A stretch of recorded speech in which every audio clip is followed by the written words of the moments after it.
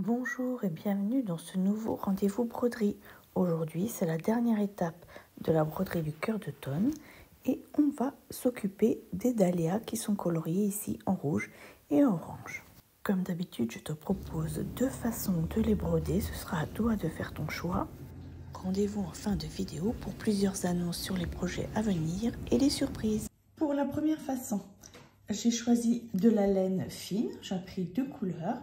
Et je te propose de faire du point de bouclette. C'est-à-dire que là, je sors à la base du pétale. Je ressors et je vais aller piquer au même endroit.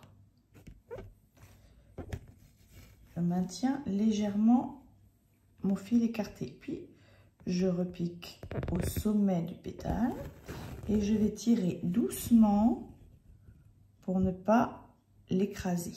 Et je repique juste derrière pour le fixer à ma toile. Je recommence.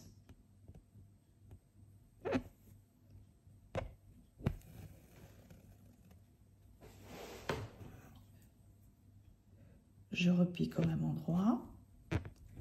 Je sors en haut du pétale et je tire tout doucement. Voilà. Et ça fait des choses bien rondes qui suivent le contour de mon motif. Donc, je fais comme ça la première couronne de pétales autour du cœur de la fleur. Pour la deuxième couronne de pétales, on va continuer avec du point de bouclette, mais cette fois-ci, on va le faire ouvert.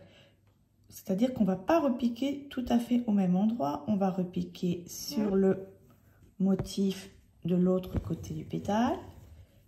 Et ensuite, tu piques ici au sommet, c'est le même geste, hein.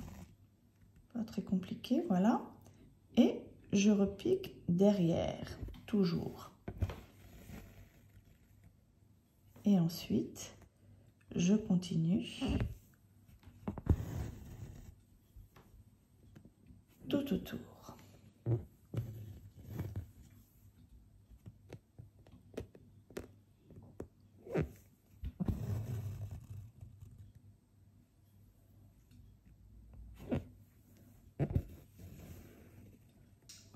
Pour la couronne de pétales suivante, on continue à faire du point de bouclette ouvert. Donc je pique de chaque côté du motif du pétale et ensuite je repique au sommet, puis je repique derrière. Alors là, j'ai utilisé une laine un petit peu plus claire pour faire un dégradé, mais par exemple ici, tu vois, hop, j'ai utilisé la même couleur pour faire ce dahlia.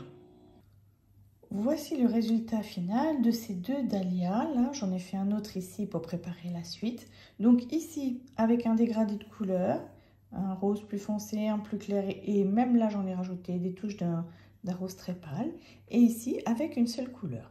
Et la deuxième variante, eh bien, ce n'est ni plus ni moins que du remplissage avec soit on prend un brin de laine épais et on le met en simple. Là, j'en ai mis un en double.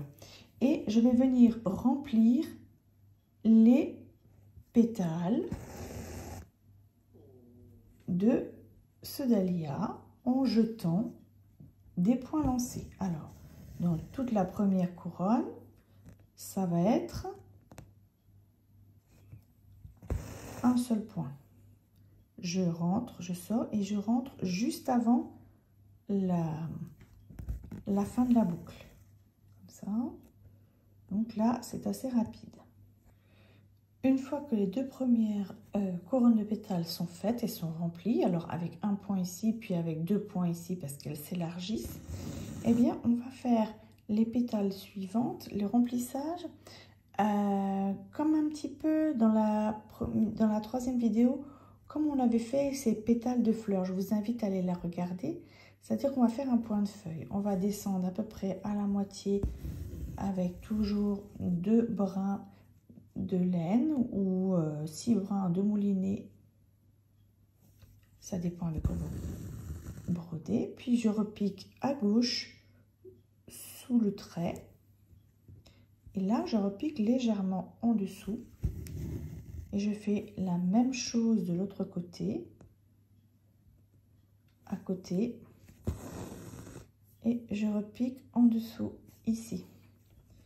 Puis, je vais combler les intervalles qui restent, là où on voit encore le tissu en jetant un point ou deux.